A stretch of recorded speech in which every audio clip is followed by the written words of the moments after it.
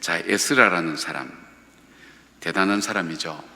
이스라엘이 망해버린 그 바벨론 포로 가운데 가서도 하나님을 원망하고 하나님께서 우리 민족을 이만큼 어렵게 만들었다고 패배하고 절망하고 낙심할 만한데, 처음에는 그런 마음도 들어갔겠죠. 비참한 마음도 들어갔지만, 그러나 그들이 삶을 돌이켜보면서 하나님께서 우리의 삶을 이렇게 흩어버리신 것은, 또 어렵게 만들고 포로로 만든 것은 우리로 하여금 하나님의 백성답게 살기 위한 하나님의 부르심이라는 것을 깨닫고, 우리가 말씀을 잃어버리게 되면 이 백성은 방황하게 된다고, 묵식 없는 백성은 방자에 행한다고 그런 것처럼 우리가 말씀을 잃어버렸구나, 현실에 살다가 바쁘니까 상황 속에서, 주변 환경 속에서 지나다 보니까 우리는 하나님 말씀을 잃어버렸구나 생각해서 그곳에서 하나님 말씀을 연구합니다.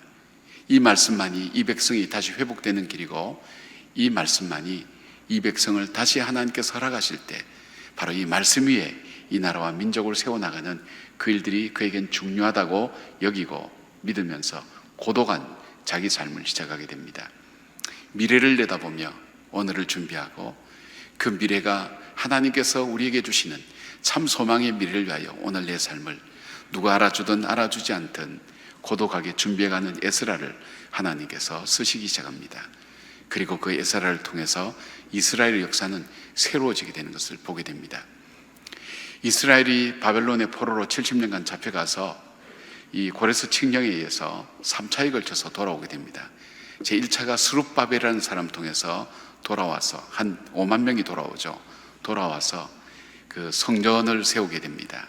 꽤 오랜 시간이 걸렸지만 성전을 세우게 되었지만, 그 성전에서 드려져야 될 마땅한 예배가 드려지지 않는 것을 바라보고 난 다음 에스라가 그 사람들 1,500명, 경우에 따른 말은 경우다 이겠지만 거의 1,500명에서 2,000명 되는 그 사람들 데리고 2차 기원을 합니다.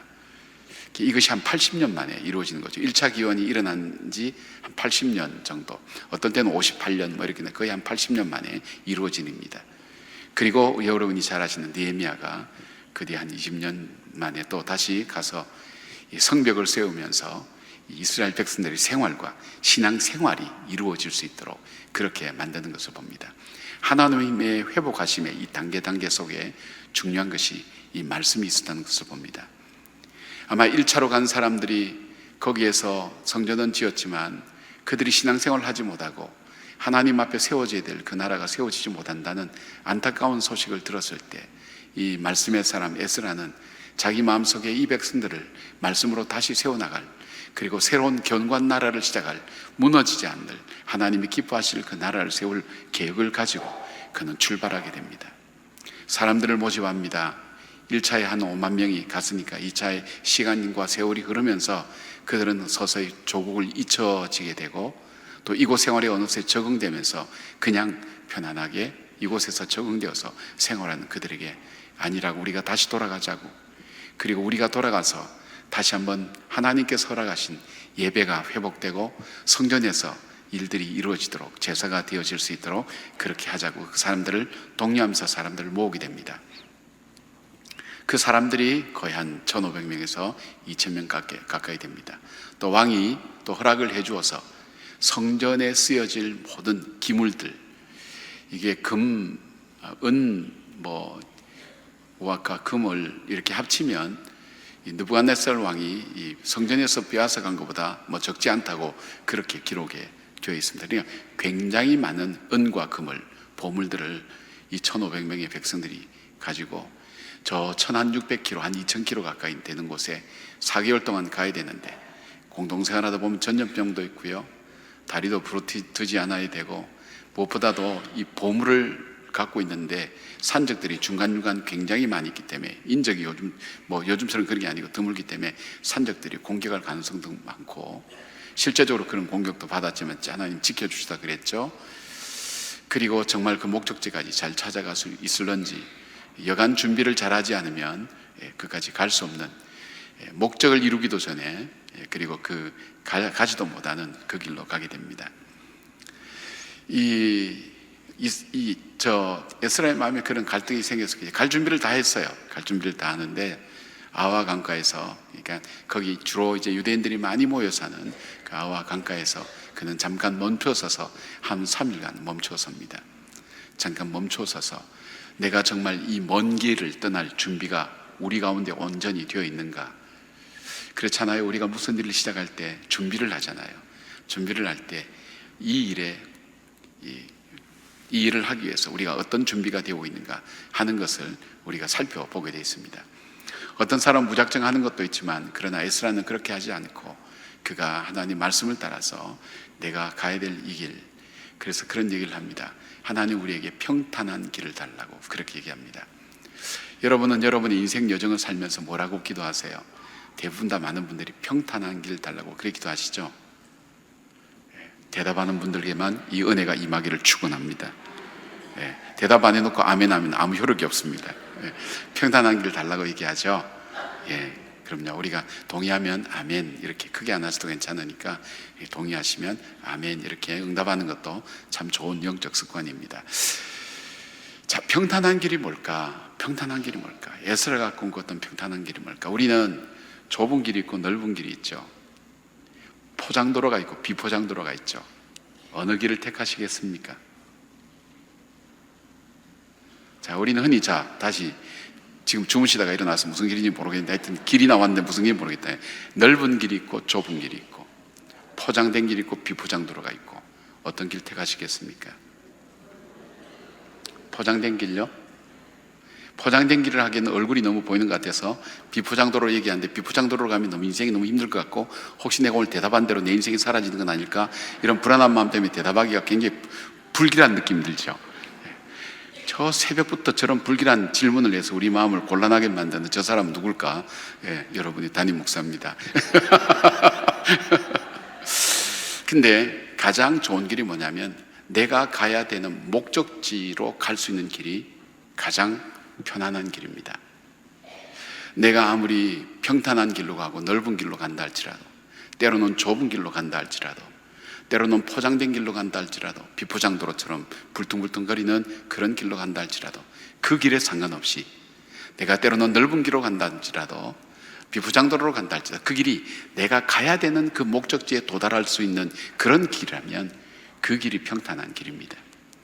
여러분이 꼭 가야 될 그 길, 우리가 구원받는 그 길과 더불어서 하나님께서 내 인생 여정 속에 구비구비마다 인도해 주시고, 평탄할 때는, 넓을 때에는 또 넓은 길에 은혜도 주시고, 좁은 길일 때는 좁은 길을 헤쳐나가는 지혜도 주시고, 포장도로로 갈 때는 편안하게도 걸어가고 비포장도로를 걸어갈 때에는 불편하지만 인내할 수 있는 힘을 가지고 인생의 여정을 걸어가면서 결국은 우리가 가야 될 목적지, 거기에 갈 수 있는 그 길이 가장 편안한 길이라는 것. 생각을 이제 바꾸세요. 개념을. 우리가 신앙생활하면 넓은 길, 포장된 도로 이렇게 생각할 수 있고, 아니야, 성경에 보면 그건 아니야, 내가 가는 신앙의 길은 좁은 길이고 그리고 비포장도로야, 그런 생각도 버리시고, 이 길을 주시든 저 길을 주시든 나는 내 삶에 하나님께서 인도하시는 그 목적지에 연결될 수 있는 그 길로 걸어가는 것, 바로 에스라가 기도했던 것이 바로 그런 내용입니다. 가는 것만이 목적이 아니라 하나님이 이 여정 자체 모두가 우리가 가서 해야 될 그 일과 연결될 수 있도록 이 백성들을 훈련시켜 달라고 그렇게 기도하며 오늘 이 아와 강가에서 3일간 머무면서 기도하고 있는 그의 모습을 바라보게 됩니다. 어쩌면 우리도 2019년이라는 해를 열심히 달려오면서 이 한 해의 끝자락에 우리가 멈춰서서 하나님 앞에서 우리가 살아온 삶, 그리고 다시 살아갈 다음 20년을 향해서 하나님, 내가 무엇을 준비하면 되겠습니까? 지금 내 인생은 비포장도로입니다. 내 인생은 좁은 길입니다. 하나님, 좁은 길 걸어갈 때 길 밖으로 벗어나지 않을 지혜와 분별력을 주시고, 넓은 길 걸어갈 때 낭비하지 않도록 하나님 붙들어 주시며, 포장된 도로 갈 때 평안함을 감사함으로 갈 수 있는 그 길을 주시고, 비포장 도로로 갈 때 힘들고 어렵지만 단단한 신발을 준비해 주셔서 무사히 건너가게 해달라는 그 기도가 바로 어쩌면 아와 강가에서 기도했던, 또 준비했던 바로 에스라의 준비와 같은 것이 아닐까. 근데 에스라의 준비가 굉장히 지혜롭습니다. 그리고 그는 이 사역을 통해서 이스라엘 공동체를 느헤미야와 함께 개혁하면서 400년 뒤에 오실 메시아를 위하여 준비하는 놀라운 영적인 개혁이 이루어지게 되는 일들이 바로 이런 출발부터 시작되는 것을 보게 됩니다. 그가 가졌던 지혜로운 것이 뭘까요? 제가 어제 종일 토록 우리 목사님들 만나면 왜 에스라가 아와 강가에서 금식했을까 물어봤는데 대답을 안 해요. 전부 다 남의 일 생각하듯이 이렇게 보는 거예요. 지가 금식을 하든 말든. 그리고 나는 아무 상관없다고. 그 다음에 또 상관이 있다면 그건 네가 해야 될 일이지 왜 내한테 물어보냐. 그래서 어제는 목사님 한 서너 분 앉혀놓고 토론을 했습니다. 왜 에스라가 아와 강가에서 금식했을까? 여러분은 성경 볼 때 그런 관심 갖고 보지 않습니까? 그런 어떤 문제를 가지고 제기를 하면서 임할 때 전 첫 번째로 찾았던 것이 본래 여행의 목적을 그는 분명히 알고 있었다는 겁니다. 그 목적을 분명하게 하는 것. 가는 것이 목적도 아니고 모으는 것도 목적 아니고, 물론 사람 모으는 것도 굉장히 힘들었고, 그 다음에 이 성전에 있는 기물을 갖고 갈 수 있도록 왕이 허락을 얻는 것도 쉽지 않았을 겁니다. 그리고 이들과 함께 이젠 다 출발의 준비를 다 갖추었지만, 그러나 가장 중요한 것이 바로 예배가 회복되기 위한 레위인과 르디님 사람은 다윗 시대 때 이분들은 성전의 레위인들을 돕기 위해서 준비된 사람들이었습니다. 우리가 열심히 일하는 사람도 필요하지만 돕는 사람도 굉장히 중요하죠. 등급이 있는 것이 아니라, 그러나 한 분 한 분이 자기가 맡은 직책에서 열심히 섬길 때 성전의 예배가 돌아가는 거예요. 그런데 레위 사람들은 한 명도 안 온 거예요. 르디님 사람도 아주 오지 않았어요.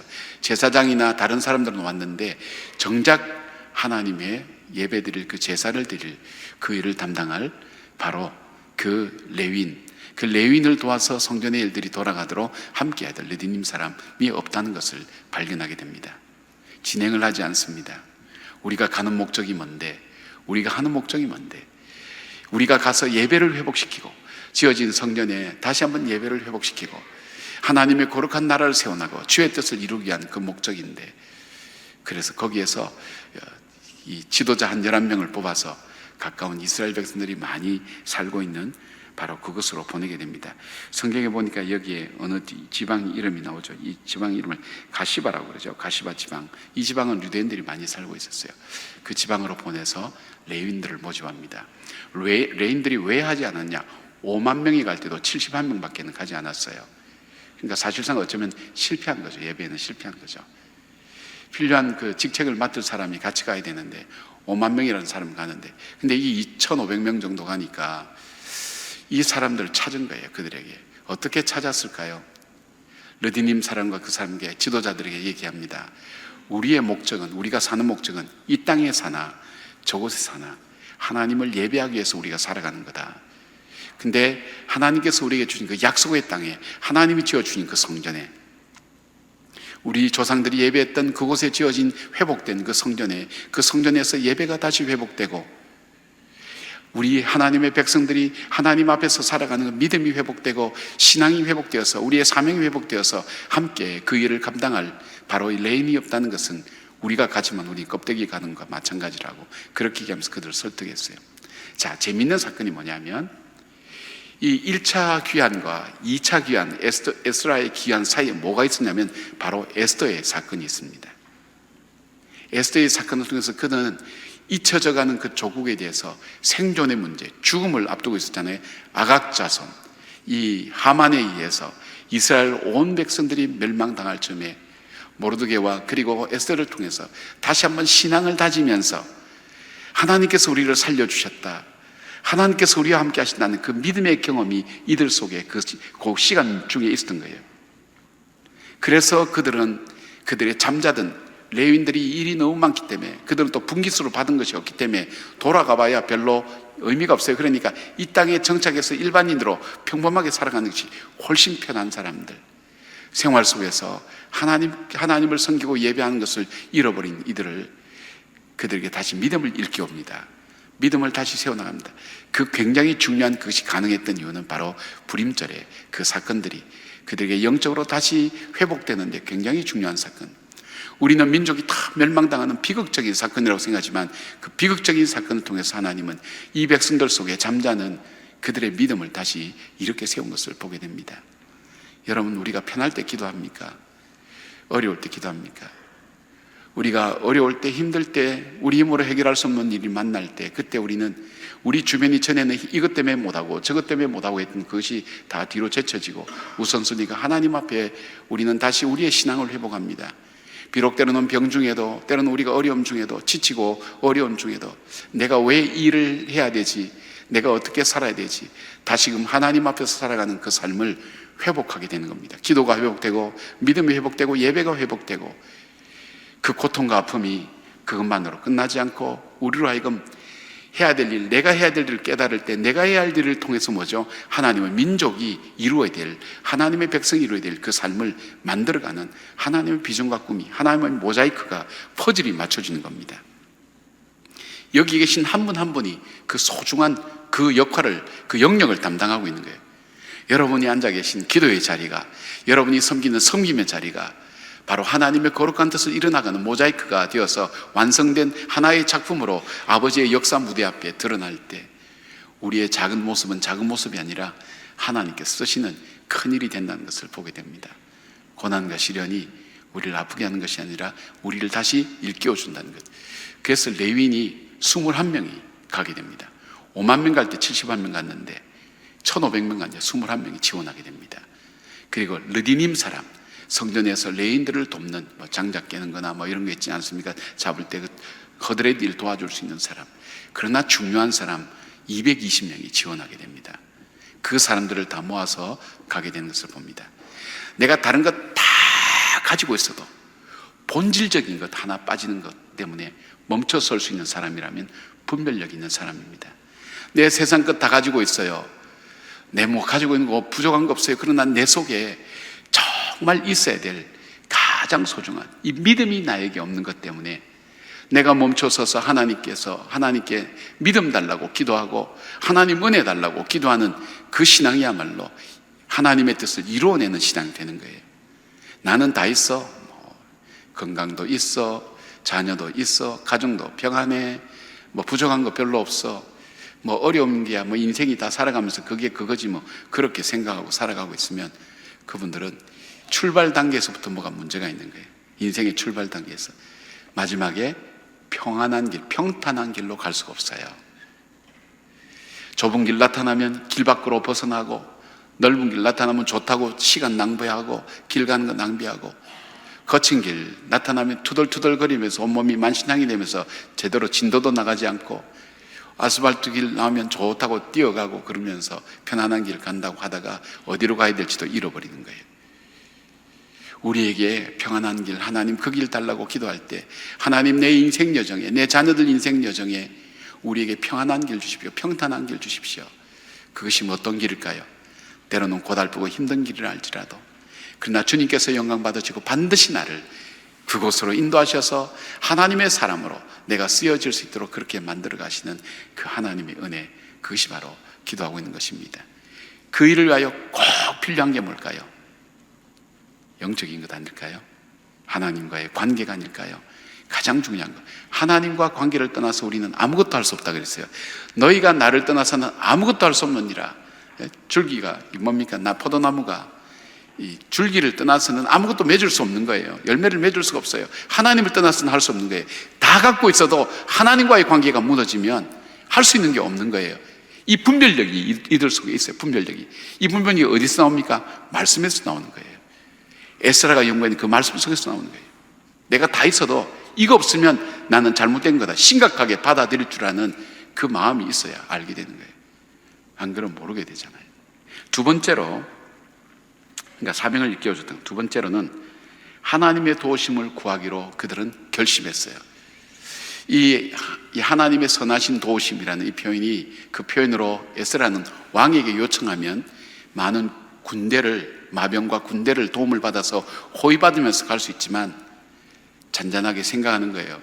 우리가 돌아가서 해야 될 일이 우리에게 아무런 도움도 주지 않는 저들과 싸우면서 하나님 앞에서 하나님의 도움만 바라고 이 성전을 지어가고 하나님 역사를 일어났는데, 내가 우리 하나님은 어떤 분이라고 이 백성들을 가르쳤는데 그 백성들이 하나님을 진짜 체험해보고 만나볼 수 있도록 우리가 정말 섬기고 우리가 정말 함께 동행할 분은 하나님이시지 마병과 군대가 아니라는 걸 에스라가 깨달은 게 모험을 하는 거죠.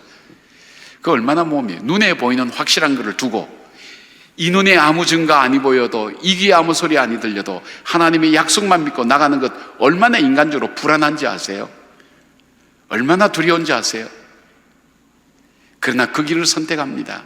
왜요? 이거 한번 의지하면 저기 가서도 이거 의지하는 거예요. 마병 의지하고 그 다음에 군대 의지하고 권력 의지하고.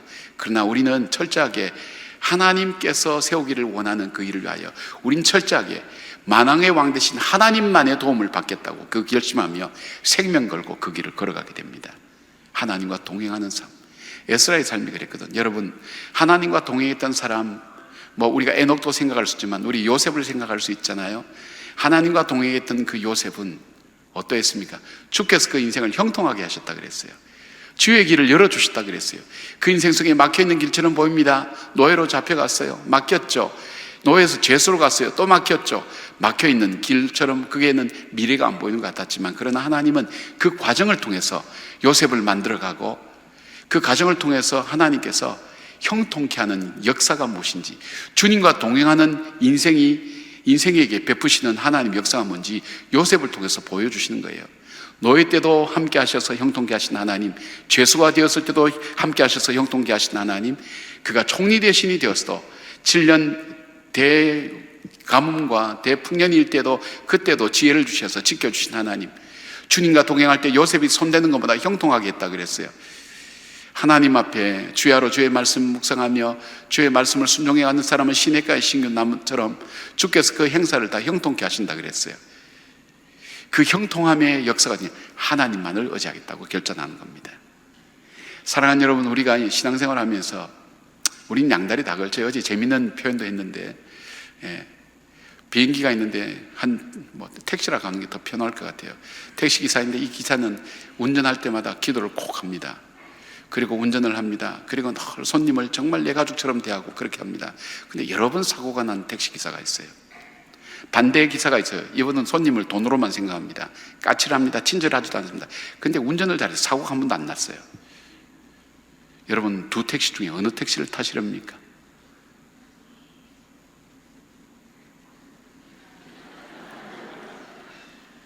갈등 생기죠. 이게 현실이에요. 그래서 우리 신앙인들은 내가 그 신앙을 가지고도 내가 섬기고 있는 일에 좋은 전문가로서 세워져야 될 훈련을 받을 필요가 있고요. 전문성을 가져야 될 필요가 있고요. 그러나 중요한 것은 바로 이 에스라가 가졌던 그 현실의 문제 속에서 하나님을 선택하는 그 믿음을 갖고 나간 것을 보게 됩니다. 그럴 때 하나님께서 그 길을 형통하게 인도해 주셨고 그 길이 형통한 것을 누가 보았죠? 하나님께서 역사해 주셨죠. 보시겠죠. 우리가 처음 이 성전을 지을 때, 전 개인적인 얘기입니다. 교회 빚 때문에 걱정을 많이 하죠. 앞으로 이제 경제 상황이 점점 어려워지고 우리 성도들의 삶도 어려워질 건데, 인간적인 생각일 수 있어요. 하나님, 이 빚을 어떻게 하죠? 제가 이제 교회를 이렇게 마무리하기 전에 저 목사는 빚만 남기고 왔다, 그런 얘기는 하나님 안 듣고 싶습니다. 그랬더니 기도로 시작했잖아. 너 돈으로 짓지 않았잖아. 기도로 시작했잖아. 내가 곧 길이 되고 진리가 되고 내가 생명이 되잖아.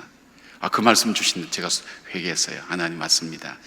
우리가 돈으로 하지 않았습니다. 처음 할 때 70일 새벽 기도하면서 돈으로 짓지 않는다고 했습니다.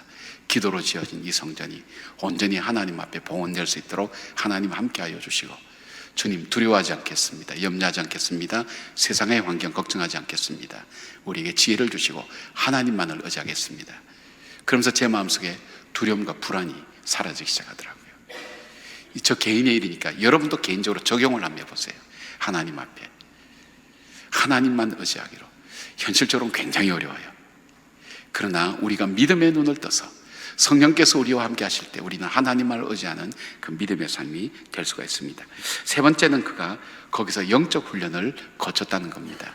3일간 금식 기도를 했다는 것을 보게 됩니다. 신앙 공동체와 함께 전부 다 함께 공동으로 금식하며 3일 금식하며 기도로 준비했다는 것. 에스라는 자기만 준비한 게 아니라 바로 이 민족을 위하여 그들이 평탄하게 가기만을 기도하지는 않았을 거예요. 그들이 간다고 해서 이스라엘 예배가 회복된다고 생각하지도 않았을 거예요.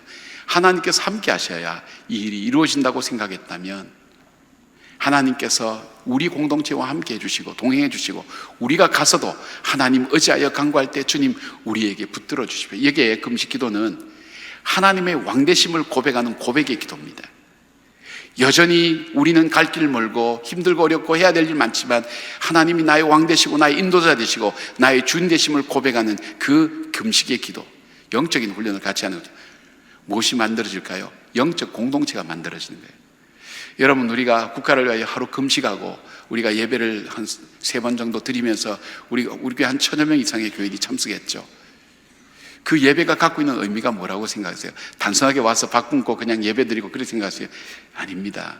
알지 못하던 영적인 엄청난 힘이 우리 교회 안에 하나님께서 만들어 주신 겁니다. 저와 여러분 속에 이 교회의 방향이 엉뚱한 데로 가지 않고 하나님이 기뻐하시는 길로 갈 수 있도록, 이 나라가 다른 곳으로 가지 않고 하나님이 붙잡아 주시는 길로 갈 수 있도록 성도들이 금식하며 종일토록 금식하며 하나님 앞에 간절히 기도할 때 하나님이 역사를 때 보게 되는 겁니다.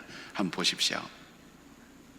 여러분, 이들은 그 경험이 있지 않습니까? 불임절 때 아각 사람 그리고 하만에 의해서 이 백성이 다 몰살당할 때 에스더와 함께 죽으면 죽으리라 간 온 이스라엘 백성이 같은 날 같은 시간에 전부 다 무릎 꿇고 죄를 뿌리고 베옷을 입고 하나님 앞에 금식하며 이 민족을 살려주시기를 간절히 기도할 때 하나님께서 오히려 그것을 역전시켜서 그들을 이 과정을 통해서 세워주시고 더 부요하게 하시고 역사하셨던 그 하나님을 기억하여서 그들이 불임절을 매년 지키고 있는데, 바로 그 기억, 신앙의 영적인 그 체험을 통해서 하나님께서 우리가 기도할 때에 하나님께서 우리의 기도를 응답하시고 역사하신다고. 저는 이 부모님들이 자녀들과 함께 나오는 그 부모님들 보면 참 지혜로운 분들이에요. 저 아이들이라고 우리가 살아갈 때처럼 어려움이 없을까요? 그 어려움이 불행도 될 수 있을 때에, 그러나 그 옛날 엄마와 아빠와 함께 손잡고 교회에 와서 아침에 비록 컵라면을 먹고 간다 할지라도 엄마 아빠가 함께 기도했던 그 친척들, 저는 제 기억에 어머니와 함께 기도원 갔던 기억이 생생해요. 힘들면 어머니가 가서 기도했지, 교회 가서 철회했지, 이런 기억이 나요. 금식했지, 그 기억이 보이는 거예요. 그 기억이 제 속에 남아있는 거예요. 그러면 저도 힘들 때 금식하게 되고 철회하게 되고 하나님 앞에 기도하러 나가는 일들이 제 속에는 편안하고 당연하게 받아들여지는 거예요. 힘들 때 그냥 에이 죽자 그렇게 생각하고 막 밥도 안 먹고 뒹굴뒹굴하고 홈쇼핑이나 하자 홈쇼핑이나 하고 이런 거 애들 보고 자라면 나중에 어떻게 될까요? 그리고 문제가 안 되면 그냥 가서 막 깡다구나 쓰고 막 고함 지르고 판 뒤집고 이런 것만 애들 보면 어떻게 할까요? 남의 단점만 가려내어서 얘기하고 비판하는 것 아이들이 보면 어떻게 할까요? 그대로 삽니다. 그대로 삽니다. 중요한 거예요. 그러나 영적 훈련을 통해서 이 아이들이 영적으로 영향을 받는 거예요. 이 세대가 변화되는 거예요. 바로 우리의 미래는 오늘 이 자리에서 우리가 어떻게 사느냐에 따라서 결정된다는 것을 우리가 알게 되는 겁니다. 사랑하는 여러분, 한 달의 기간이 길면 길지만 우리의 일평생 우리가 걸어가서 낭비하고 헛되게 살고 고통 가운데 지낼 그 한 달과 비교하면 정말 아무것도 아닙니다. 우리 마음속에 우리 가족들과 함께 모여서 기도하고 우리 자녀들이 함께 나와서 함께 기도하는 이 거룩한 공동체의 경험이, 하나님만 영적인 훈련이 바로 에스라하여금 이스라엘 땅에 들어가서 그들이 온전한 그 백성들의 근본적인 모든 삶을 바꾸는 굉장한 개혁을, 또 느헤미야를 보내주셔서 그들 생활 속에 자리 잡고 했던 것을 보게 됩니다. 여러분에게도 그런 은혜가 있기를 바랍니다. 그런 역사함이 있기를 바랍니다.